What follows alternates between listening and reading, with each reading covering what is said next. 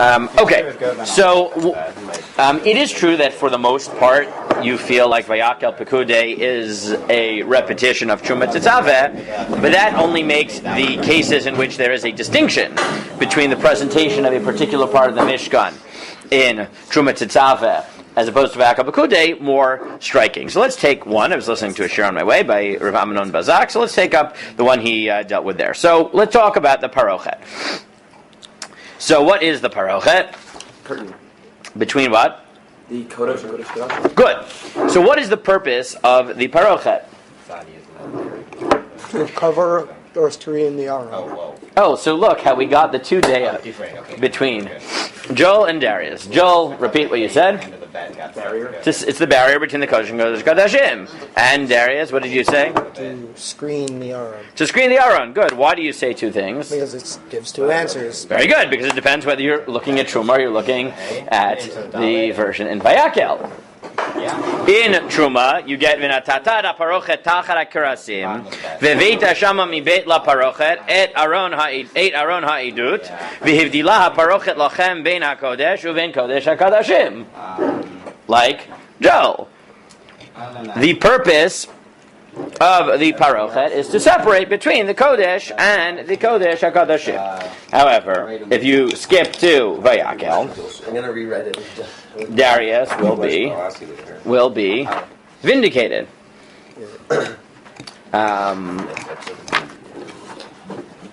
You see a brilliant svara about what does a screen do. See, there are two ways of looking at it. Yes, there is. And in this case, God thought of both of them. Amazing. Amazing. God was a lamdan. Who knew? Right. Exactly. Tzvei dinim. So if you look at the presentation in... sorry, 1 second. If you look at the presentation in Vayakel... Okay, 1 second. Yeah, you have to find it. Where is it?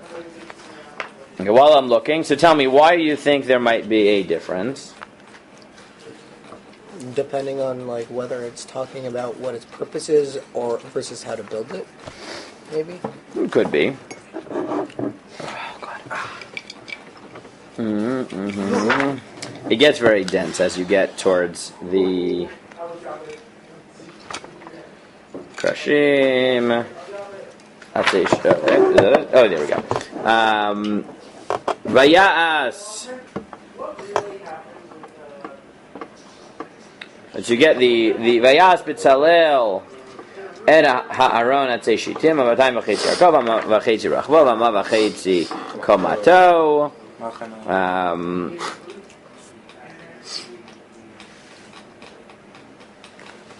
Is it not where you would expect it to be? Sorry, it's in Pekudei.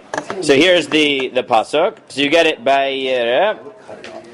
Vayikach Vayitenu Adud Al Aron V'Yasem Ben Abadim Al Aron Vayitenu Kabor Al Aron Milmala V'Yaver Aron Al Mishkan V'Yasem Ben Parochet HaMasach V'Yasech Al Aron Ha'idud Kasher Tziva Adonai Et Moshe. Right, the presentation Pekudei is simply that it should cover the Aron. Right, so here you see that the presentation in Truma is that the purpose of the Parochet is to divide between the Kodesh and the Kodesh Kodashim, and in Pekudei it is to cover the Aron. Now there's a lot of questions you then have to deal with here, which is what is its primary goal? Another thing that then you have to deal with is not just what's its goal, but in what order did they actually do this? Because in the presentation in Pekudei,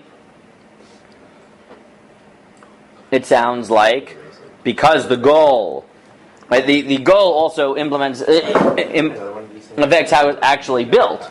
Because in the presentation Pekudei, it sounds like when do you put the Parochet in? Right after, yeah. After you put the Aron. Right, after you put the Aron, except in the presentation in Truma, there's no Aron to speak of. Right, meaning you put it there before the aron because it's about dividing the spaces. Now, different Mefarshim pick up on these and emphasize different elements. The Rashbam emphasizes the separation, right? And he says that the word parochet means lashon mechitza v'havdalah bein bayit lebayit, that it is definitionally a separation.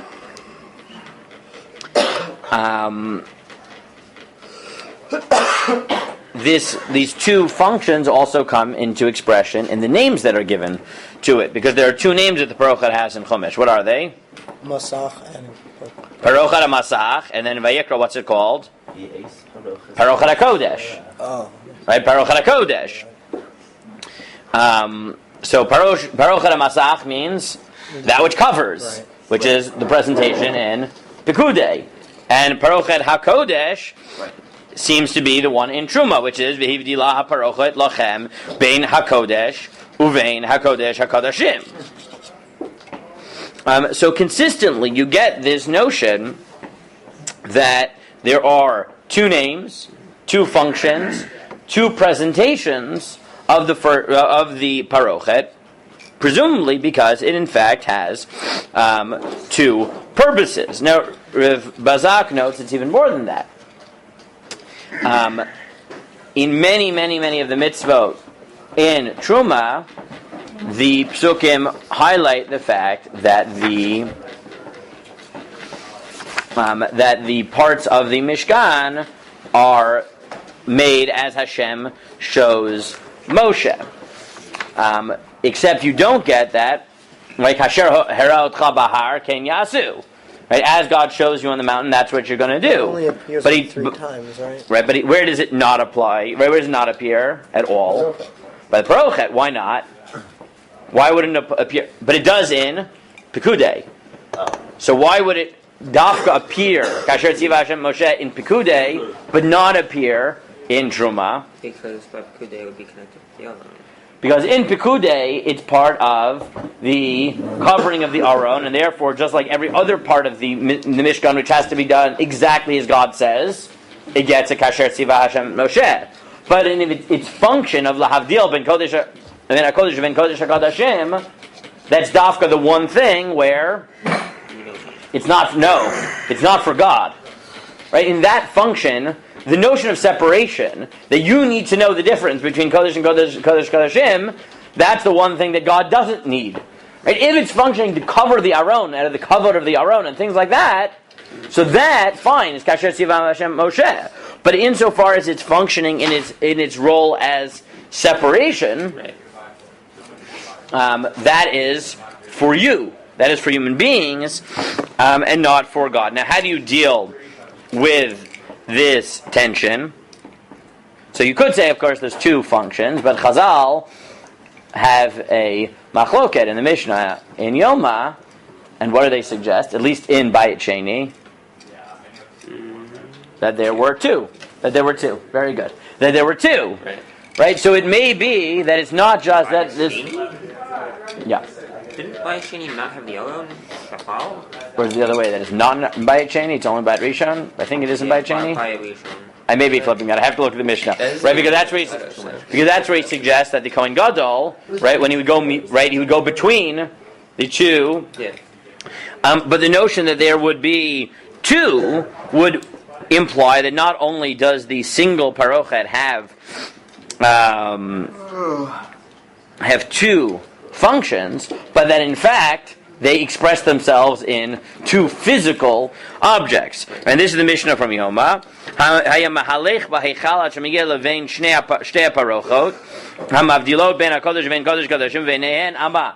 Right? The shita of the Tanakama is that the Kohen Gadol would stand between those two parochot. Rabbi Yossi argues and says, "Lo hayte shem el parochet achat bilvad, shemar v'hivdilah parochet lochem vein hakodesh uvein hakodesh hagadashim." But as Rav Bazak notes, at a certain level, this machloket may be: is there a parochet with two functions, or are there two parochot which manifest these two? And then the Gemara interprets that says Hani Mili Bimishkan. Now the problem is that in the Mishkan there was definitely only one, right? That's how the Gemara defends it, because in the Mishkan there's only one. But in Vomikta Sheni came to Lavai Amat Traxin, and Mikta Shishnu Dahavai, Stav Gluraban Mikdushasa, Ikal of Nimi Lachotz, Vavich De Parochot. Right now it is, Dafkan Bayit Sheni. It's in Bayit Sheni where they had two. Okay, we've already done 10 minutes. So let me just summarize. What we've seen is just to notice that there are these different presentations of some of the mitzvot as they are in Truma, and they are Truma Tzav, and they are in Vayakal B'Kudei, and sometimes it even highlights different elements and perhaps even different physical structures that exist. But at the very least, the different presentations highlight different functions often of these parts of the Mishkan. We've begun discussing the Parochet and its two functions. Maybe we'll continue it tomorrow, though I'm really not sure I'll have time tomorrow, because tomorrow with Rosh Chodesh davening and having to get Amudim, I really don't know if I'll have time, so we'll see. But at least we started it.